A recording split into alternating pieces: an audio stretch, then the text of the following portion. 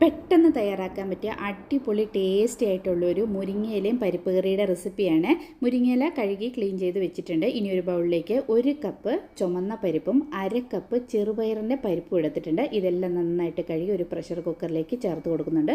ഇതിൻ്റെ കൂടെ തന്നെ ഒരു മീഡിയം സൈസിലെ തക്കാളി, ഒരു മീഡിയം സൈസിലെ സവാള, കുറച്ച് വെളുത്തുള്ളി തൊലിയൊക്കെ കളഞ്ഞെടുത്തിട്ടുണ്ട്, പിന്നെ പച്ചമുളക്, പിന്നെ നമ്മൾ ക്ലീൻ ചെയ്ത് വെച്ചിരിക്കുന്ന മുരിങ്ങയില, ഇതെല്ലാം ഈ പ്രഷർ കുക്കറിലേക്ക് പരിപ്പിൻ്റെ കൂടെ തന്നെ നമ്മൾ ചേർത്ത് കൊടുത്തു. ഇതിലേക്ക് കുറച്ച് മഞ്ഞപ്പൊടിയും വെള്ളവും ചേർത്ത് വേകാനായിട്ട് വെക്കാം. നന്നായിട്ട് ഒരു 3 വിസിൽ വന്നു കഴിയുമ്പം ഇതിൻ്റെ കുക്കറിൻ്റെ എയറൊക്കെ പോയി കഴിയുമ്പം ഇത് കുക്കർ തുറന്നിട്ട് നന്നായിട്ട് ഇതൊന്ന് നമുക്കൊന്ന് ഉടച്ചെടുക്കണം.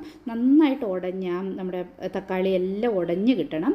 എന്നിട്ട് ഇനിയൊരു പാത്രം ചൂടായി കഴിയുമ്പം ഇതിലേക്ക് ആവശ്യത്തിനുള്ള എണ്ണ ചേർത്ത് കൊടുക്കാം. എണ്ണ ചൂടായി കഴിയുമ്പോൾ നമുക്കിതിലേക്ക് കടുകും കുറച്ച് ജീരകവും കൂടെ ചേർത്ത് കൊടുക്കാം.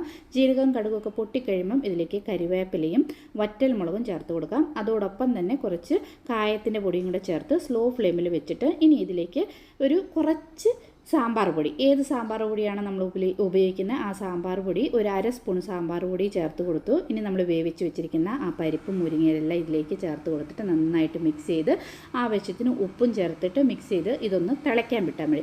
നന്നായിട്ടൊന്ന് തിളച്ച് കഴിഞ്ഞാൽ നമ്മുടെ സൂപ്പറായിട്ടുള്ള കറിയുടെ റെഡിയായി. പെട്ടെന്ന് ചെയ്തെടുക്കാം, ടേസ്റ്റ് സൂപ്പറാണ്.